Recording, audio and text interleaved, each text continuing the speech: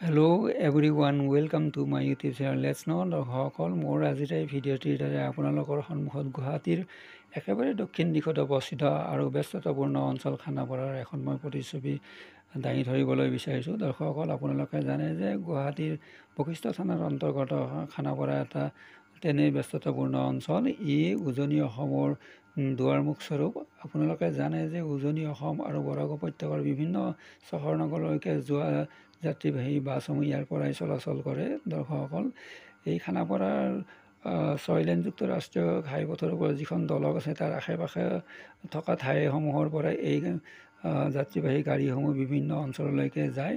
দৰ্শকসকল, খানাপাৰাৰ নৈসৰ্গিক দৃশ্য তেনেই মনোৰম, কিয়নো ইয়াৰ গাতে লাগি আছে মেঘালয় ৰাজ্যৰ বিভিন্ন পাহাৰসমূহ। দৰ্শকসকল, মেঘালয়, মণিপুৰ আদি ৰাজ্যলৈকে যোৱা যান বাহনসমূহ ইয়াতে পোৱা যায়। দৰ্শকসকল, মোৰ এই ভিডিঅ'টোৰে আপোনালোকে নিশ্চয় খানাপাৰাৰ কিছু সম্যক জ্ঞান লাভ কৰিলে আৰু আশা কৰোঁ মোৰ এই ভিডিঅ'টো চাই আপোনালোকে ভাল পালে, আৰু যদি ভাল পালে তেন্তে মোৰ চেনেলটো ছাবস্ক্ৰাইব কৰি দিবলৈ আপোনালোকক অনুৰোধ জনালোঁ।